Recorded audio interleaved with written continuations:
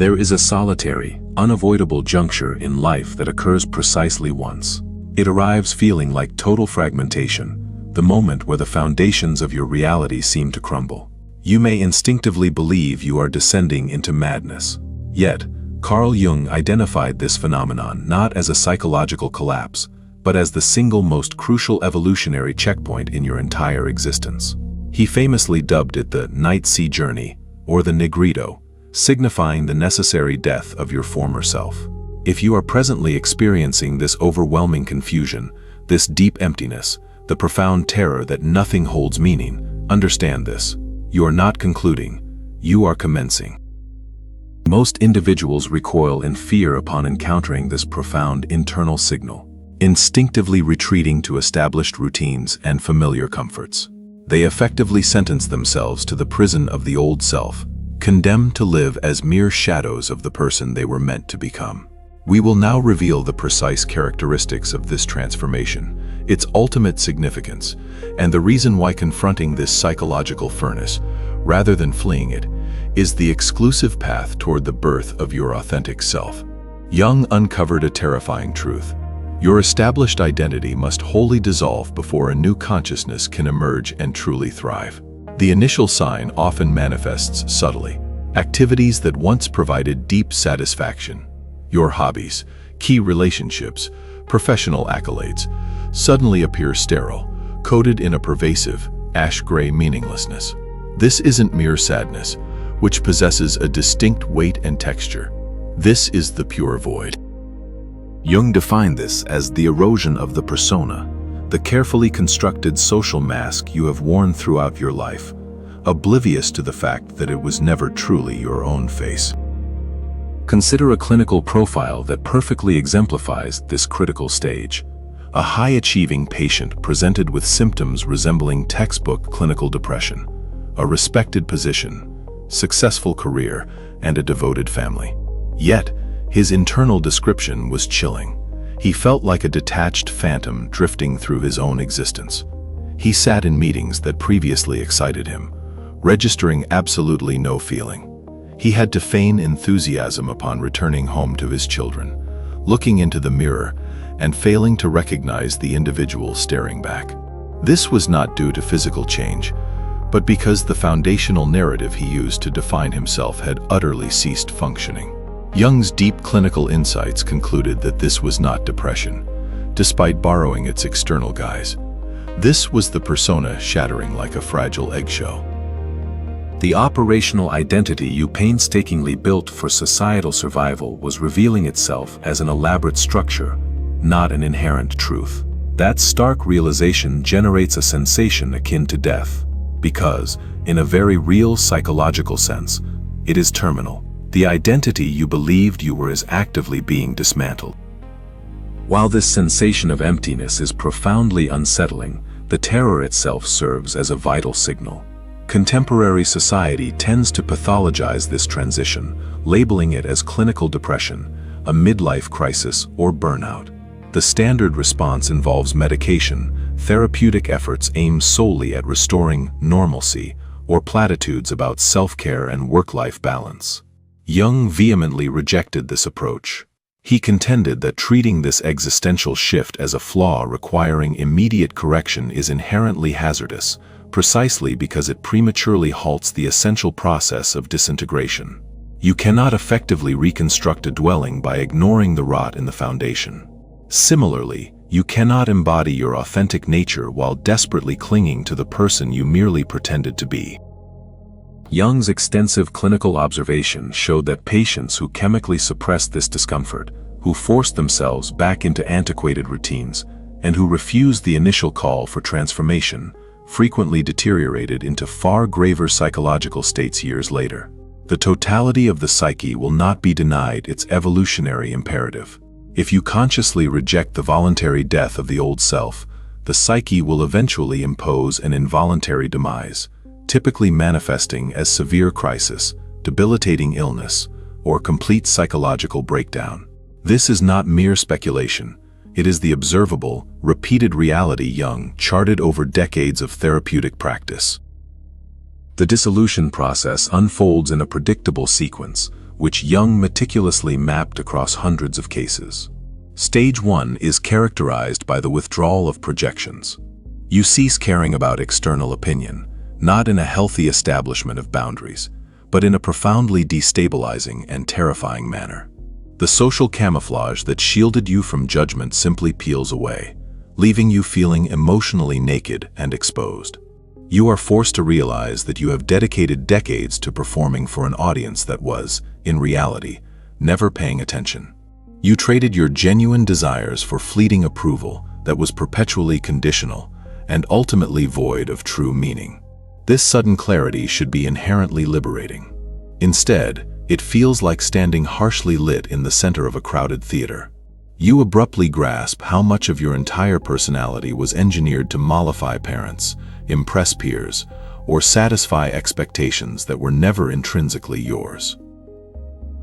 And without those dependable external reference points, the very ground beneath your identity disappears.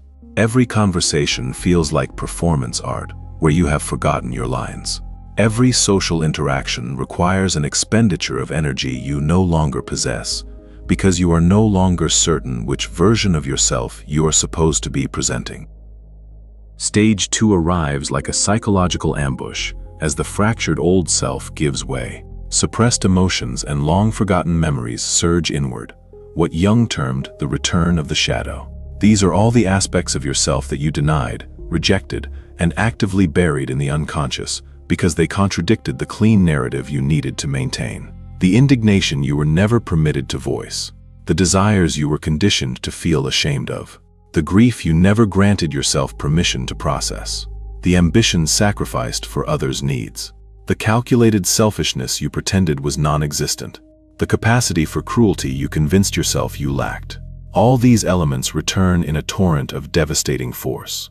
You may find yourself inexplicably weeping, directing rage toward undeserving individuals, or experiencing powerful desires that fundamentally contradict everything you previously valued. Dreams become intensely vivid and so disturbing that sleep becomes a source of dread. Memories from childhood that you presumed were long processed resurface, demanding attention. This is not a loss of control. This is the act of meeting yourself, the authentic self, for the very first time. And the true self is invariably more complex, more wildly contradictory, and ultimately more potent than the restrictive persona ever allowed. Empaths are not fundamentally broken. They are alchemists mid-transformation. Yet, stage 2, for all its intensity, is not the most frightening phase. Stage 3 earns that title. Jung labeled it the loss of meaning, the quintessential liminal space. You exist suspended between realities. The old identity is deceased, but the new self remains unborn. You inhabit a psychological vacuum where nothing yet carries intrinsic value. You are barred from returning to who you were, because you have seen through that identity's artifice. But you are unable to proceed, because you have no map for who you are becoming. Time warps, days merge into an indistinguishable blur. You execute motions but feel profoundly detached from every action. When asked if you are okay, you lack the vocabulary to respond, as you are no longer certain what okay even signifies. You are neither depressed, although others may label you as such, nor are you strictly anxious, despite uncertainty permeating every moment. You are in between. You are in the dense obscurity separating death and rebirth. Mystics traditionally called this the dark night of the soul. Jung referred to it as the nigredo, the blackening, the phase of total dissolution necessary before any reconstitution can occur. Jung observed that this phase, more than any other, is where people shatter. They cannot tolerate the ambiguity. They refuse to sit quietly in the void. They cannot function without a coherent narrative defining their existence. Therefore, they instinctively rush back to the old, familiar self, or violently adopt a new identity that is merely another superficial mask. They initiate rash divorces, change careers impulsively, move continents, or embrace radical new belief structures, anything to escape the internal vacuum. But the emptiness is not the ailment, the emptiness is the womb. You must first occupy the unformed space before true rebirth is possible. This is the fundamental paradox that breaks resolve. The very sensation that feels like annihilation is, in fact, the prerequisite for transformation. You cannot intellectually grasp this while immersed in it. You can only surrender to the process or collapse under the unbearable weight of not knowing. Then stage 4 manifests. This marks the core of the entire process. The undeniable sign Jung identified, which appears when profound synchronicity merges with radical disillusionment. The external world suddenly begins to reflect your internal turmoil with uncanny precision. You notice persistent patterns, numerical repetitions, conversations impossibly relevant to your specific internal struggle. People entering your life who precisely mirror the issues you are confronting. Books seem to fall open to the exact passage required. Songs on the radio address your situation directly. Dreams predict minor occurrences the following day. Jung termed this synchronicity, meaningful coincidences that lack any physical causal connection, but carry immense psychological significance. However, this is what defines it as the sign of the old self's demise. The synchronicities are not soothing or guiding towards simple answers. They are inherently disturbing. They aggressively highlight how profoundly unconscious you have been. They reveal, with brutal and inescapable clarity, the extent to which your life was driven by automatic, repetitive programming and self-deception. Simultaneously, you experience profound disillusionment, not simple disappointment but the literal dissolution of every illusion you held dear. You are granted the ability to see through everything. The career you believed defined you is exposed as a structured game you never consciously agreed to play. The relationship you thought was unbreakable shows its seams of compromise and avoidance. The beliefs you defended turn out to be inherited, unexamined scripts. The values you fiercely upheld turn out to be conditioning you never questioned. The goals you chased were merely someone else's definition of success. Everything you constructed your life upon suddenly appears as a fragile house of cards, and you possess no ability to unsee this inherent fragility. The resulting combination of raw synchronicity and radical disillusionment forges a psychological state Jung deemed both perilously dangerous and absolutely essential. Dangerous because you feel entirely unmoored from consensus reality. You become incapable of engaging in mundane conversation because you now perceive the tenuous social agreements underpinning it. You cannot participate in small talk because everything feels either profoundly significant or utterly pointless. You cannot maintain any relationship that requires you to pretend you do not see what you have irrevocably seen. Yet, it is necessary, because only by fully recognizing the constructed nature of your previous reality can you begin the conscious work of creating a new one. Why is this total psychological obliteration required before the new self can breathe? Jung uncovered the answer during his own intentional descent, which he termed the confrontation with the unconscious. Between 1913 and 1919, following his definitive split from Freud, Jung entered a phase that might easily have been clinically labeled a psychotic break. He experienced vivid visions, heard voices, and felt gripped by internal forces beyond his immediate comprehension. He meticulously documented this period in what became the Red Book. The insights gleaned during these harrowing years fundamentally revolutionized his understanding of the human condition. The ego, your conscious sense of I, is essential for negotiating the physical world. However, the ego is not the sum total of who you are. It is merely a tiny island of awareness adrift in the massive ocean of the unconscious. The persona is the tactical mask the ego employs to interact with society. For the majority of your life, the persona functions efficiently. It facilitates education, secures friendships, advances your career, and earns respect and approval. But the persona is inherently a compromise. It amplifies certain traits while forcibly suppressing others, presenting the acceptable version of you while concealing the parts that defy societal norms. This arrangement works until it abruptly fails, typically occurring around midlife, though sometimes earlier or later, the unconscious begins its forceful rebellion. The suppressed aspects of your being, the unlived life, the rejected possibilities, the dormant potential, all rise up, demanding immediate integration. This is not an error in the system. This is the psyche striving desperately to complete itself, to integrate what was deliberately excluded, moving toward wholeness rather than mere acceptability. The old self must perish, because it was, by definition, never complete. It was merely functional, well adapted, perhaps even successful, but fundamentally fragmented. The new self-seeking birth is not an incremental improvement upon the old. It represents a fundamentally new organization of your internal world, one that incorporates the shadow instead of projecting it outward, one that serves your authentic character rather than external metrics. But here is the terrifying truth Jung revealed. The ego fights relentlessly for its survival. It screams for a return to normalcy because, to the ego, this dismantling process feels like literal annihilation. In a profound way, it is. The identity structure you relied upon for your entire existence is being systematically taken apart. Every conviction you trusted is questioned. Every foundational story you told yourself is being aggressively rewritten. The ego interprets this as existential obliteration, and thus, it marshals every defensive mechanism available. It manufactures crippling fear. It generates paralyzing doubt. It whispers that you are making a fatal error, that you must revert to former patterns, and that this transformation is inherently dangerous, foolish, and certain to fail. It convinces you that the pervasive emptiness signals something profoundly wrong, rather than something finally moving right.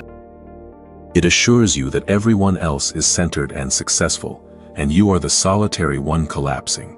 It compels you to believe that if you just exert more effort, think more cleverly, or seek better therapeutic advice, you can force yourself back into the old, familiar form. But you cannot, and every subsequent attempt to do so only intensifies the suffering. This marks the moment of peak tension, the critical climax of the entire journey. Jung designated this the point of surrender. You are utterly incapable of fighting the death of the old self. You cannot brute force your way through this phase. You cannot rationally think your way out of it. The sole route forward is through active surrender, not a passive giving up, but a conscious, intentional acceptance of the deeper process. You must mourn the loss of the old self like a dear, departed friend. You must acknowledge that the person you were served a vital purpose, carried you this far, was necessary and valuable, yet is now fundamentally inadequate for the being you are evolving into. This is the central paradox of transformation. You must willingly release something that worked, something that provided security and familiarity, for something entirely uncertain and unknown. You must step into the total void with zero guarantees about what awaits on the far side. Jung noted that those who successfully navigated this surrender shared a specific trait. They cultivated what he called the capacity to hold the tension of opposites. They could simultaneously respect the necessity of the old self while letting go of it completely. They felt the overwhelming fear, yet continued moving forward regardless. They learned to dwell within the uncertainty without dissolving into it. They grew deeply comfortable with not having answers, with being perpetually in process, existing in the liminal space between death and rebirth. They ceased demanding that the process accelerate, make logical sense, or provide immediate certainty. Instead, they learned to trust that the psyche inherently understands its purpose, even when the conscious ego is entirely bewildered. Then, the profound shift begins. It does not arrive instantaneously or with dramatic fanfare, but gradually. A new kind of energy returns, calmer, far deeper, and securely anchored in reality rather than projection. You begin to feel grounded again. But this solidity is profoundly different. Previously, you felt solid because you never questioned your identity. Now you achieve solidity because you have interrogated everything and rebuilt your foundation upon genuine self-knowledge, not comforting self-deception. The concerns that once dominated your life cease to matter, not because you have become cynical, but because you have stopped searching for meaning via external validation. Conversely, the elements that never registered before suddenly become paramount. Authenticity, intellectual depth, truth, genuine creative expression, and service delivered from true care instead of obligation. Your relationships are fundamentally altered. Some friendships dissolve because they were predicated entirely upon mutual performance and the old version of yourself. Others deepen immeasurably because those individuals can meet your new authenticity with their own. You discover you no longer need as many people in your life, but the few who remain matter infinitely more. Your relationship to work transforms. Even if you stay in the same profession, you approach it differently. You stop performing competence and start offering genuine, needed contribution. You cease striving for advancement purely for status, and instead ask what work truly serves a greater purpose. You might leave your career entirely, not in an impulse of panic, but with absolute clarity about what serves your actual nature versus what merely appeased your persona. The sign was never a catastrophic warning of doom. The sign was a profound notification of psychological upgrade. The death of the old self was not a punishment, but a sacred, necessary invitation. Jung called the culmination of this demanding process individuation, the profound act of realizing one's genuine self, shedding the layers of external conditioning and prescribed identity. This individuated self is not a state of idealized perfection. It doesn't attain some form of transcendent enlightenment. Instead, its power lies in its wholeness. It seamlessly integrates contradictions. The interplay of light and shadow, the balance of inherent strength and acknowledged vulnerability, the coexistence of certainty and pervasive doubt. This wholeness allows the self to interact fully with the world without becoming absorbed or diminished by it. It fosters true relational freedom, the capacity to love unconditionally, independent of any reciprocal need for affection.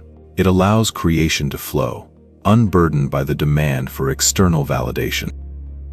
Ultimately, the individuated person finds profound solace in solitude, replacing loneliness with the rich, deep companionship discovered within their own inner landscape. If you find yourself currently standing in this crucible, this refining fire, experiencing the necessary dissolution of your former self, recognize that you are precisely where destiny requires you to be. This is not a comforting path, nor is it effortless, but it remains the singular gateway to embodying your authentic existence. View moments of deep confusion not as malfunction, but as your psyche intelligently reorganizing its structure around fundamental truth, casting aside long-held illusions. The sensation of emptiness is simply the creation of vital, expansive space, preparing for the emergence of a more genuine reality. And the surge of fear is merely the old ego registering its profound inability to dictate or control this seismic shift. Crucially, this lack of control is not the impediment, it is the central instruction. You cannot intellectually strategize or analyze your way into your true self. This genuine existence cannot be planned, forced, or fabricated. The only viable path forward is to surrender fully to the unfolding process and cultivate profound trust that the emerging wisdom within you far surpasses the anxious, dying ego. Carl Jung devoted his professional life to mapping this very process because he navigated it personally. His meticulously documented confrontation with the depths of his own unconscious nearly annihilated him. Yet it simultaneously forged the bedrock for his monumental contributions to psychology. He trained himself to trust the often terrifying archetypal imagery surging from his depths. He learned how to engage in genuine dialogue with the psychological figures manifesting in his visions. He fundamentally reframed his psychological crisis, not as a catastrophic breakdown, but as a necessary, illuminating breakthrough. And from the insights gleaned during this journey, Jung codified the definitive map designed to shepherd others through this identical, arduous psychological terrain. The old self must perish so that the nascent self can draw breath. This is more than a poetic metaphor. It is the verifiable mechanism of psychological transformation itself. And when this profound understanding clicks into place, when you finally grasp that the confusion, the pain, and the sense of emptiness are not indicators of failure, but rather definitive proof that something is finally aligning correctly, everything shifts. You cease the exhausting labor of resistance. You abandon the attempt to force yourself back into a previous, restrictive shape that no longer serves you. You simply allow the fierce, organic process to unfold naturally. And in that radical allowing, in that total surrender, the new, authentic self takes its powerful first breath.